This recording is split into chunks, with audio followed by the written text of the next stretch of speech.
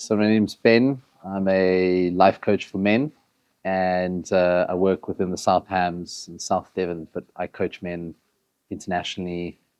Yeah, that's the nature of my business. I think there's an element of working for oneself that made me question whether I was going in the right direction. To what degree was I being driven by professionalism or my own thumb sucking?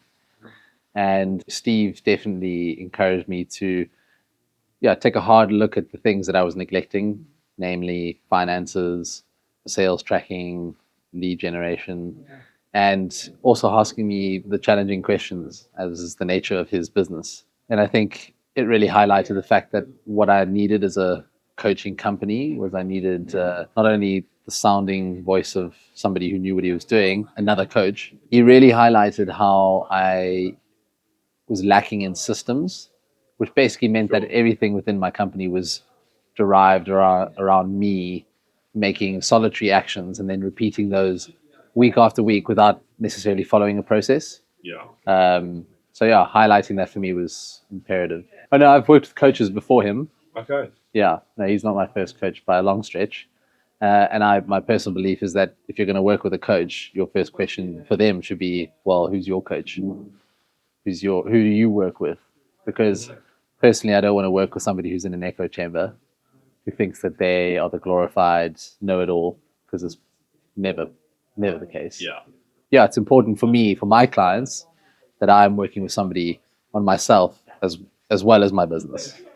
I mean, just in a nutshell, planning, right? I think, again, coming back to that idea of being a solo, somebody by myself, I sometimes get caught up in the minutia of business management, and then I don't put enough time in the future of my business, and expecting the future of my business to be what I want it to be without giving it any attention is like trying to sell ice to an Eskimo. It's just pointless. So, him really sitting me down, especially on these quarterly planning sessions, and being like, where do you want to be in 5 years? What does that mean you're going to do within 3 years? How does that translate to a year? And finally, what does that prioritize within the next 3 months? That was invaluable. Absolutely. Yeah. I think the nuance between, say, me and being a company that has more employees and a team, I think I would say he's certainly been invaluable to me, but I can see him being even more valuable given his knowledge of systems and processes that benefit, hugely people beyond a one-man band. As much as I have benefited from myself, I do think that his skill set really does help organizations, teams that are centered around multiple employees, multiple supply chains, because the nature of those situations is you've got so many balls up in the air at all times. You need systems to ground you. I'd highly recommend him, especially in those contexts. It's not a case of might.